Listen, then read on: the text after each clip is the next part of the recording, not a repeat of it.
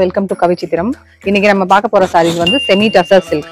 இதுல வந்து நிறைய கலர்ஸ் கான்ட்ராஸ்ட் பார்டர்ஸோட வந்திருக்கு. ஒரு சைடு வந்து சின்ன பார்டர் வரும், இன்னொரு சைடு வந்து இந்த மாதிரி அழகான பெரிய பார்டர் வரும். இதோட பல்லு வந்து இந்த மாதிரி ஒரு கான்ட்ராஸ்ட்ல வருது.